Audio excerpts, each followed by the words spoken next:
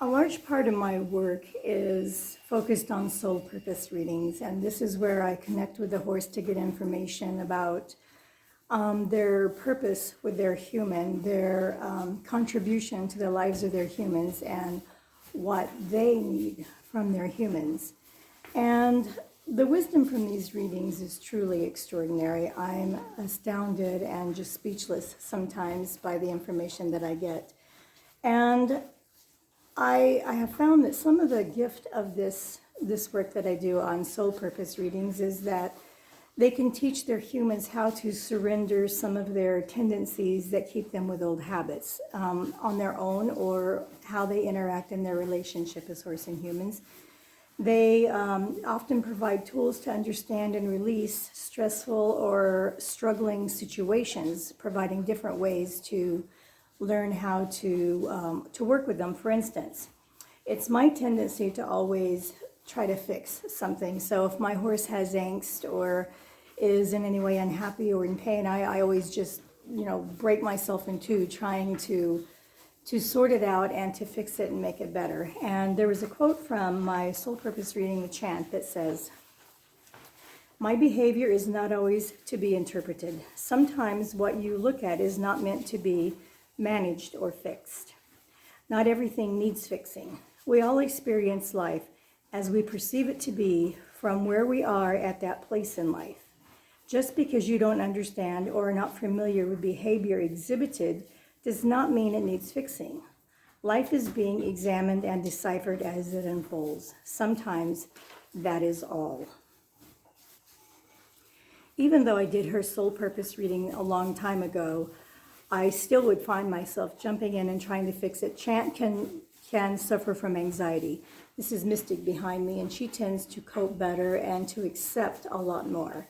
That's part of her purpose with me, is to teach me to be more graceful and accepting things, something that I resist. But Chant can feel anxiety a lot, and she can be reactive. And for a long time, I really just tried to fix it, do everything I could to calm her down, to get her head down, to help her not feel anxiety. And what I thought, after really paying attention to the reading, it's like it doesn't need fixing. That's just how she processes it. And it doesn't, my trying to fix it gives the perspective that it's wrong, that what is happening is there's something wrong and I need to fix it. Where for her, she just processes things. She'll have her head high, she'll be on high alert, and that's just how she processes it. And learning to accept that has relieved me from the responsibility of feeling like I need to fix it all. And not only that, but it's relieved her of the feelings of my angst when I feel like I need to jump in and fix it all, or like I can't fix it. So she's not only dealing with her anxiety, but when I'm trying to fix it all, she's dealing with what I'm doing too. And this isn't to suggest that I don't try to give her guidance when we're out on the trail if she's upset about something.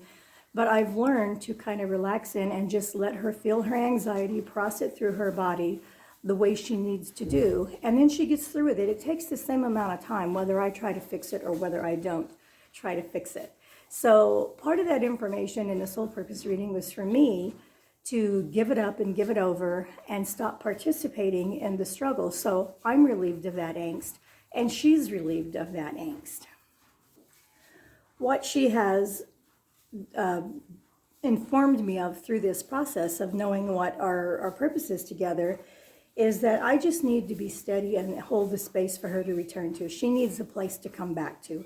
I can do that now that I've learned to let her kind of process it the way she needs to do.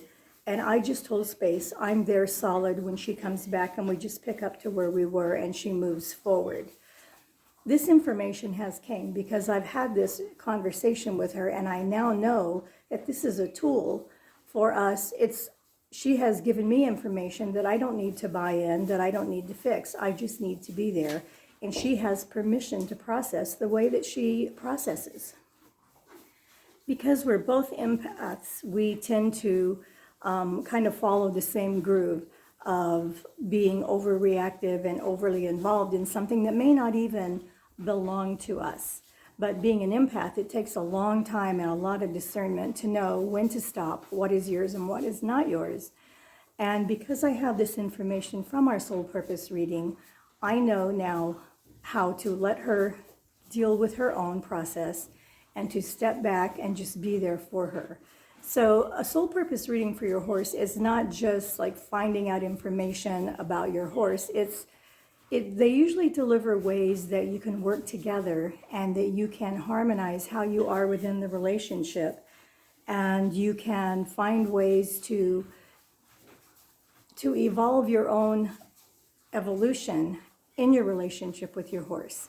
So if you would like more information or you'd like to consider a soul purpose reading, visit my website, truenorthequestrians.com, and look at some of the quotes that I have there on the site, some of the endorsements of what people say, how it has helped them with their horses. So thanks for joining me. I'm Delea with True North Equestrians, and I look forward to connecting next time.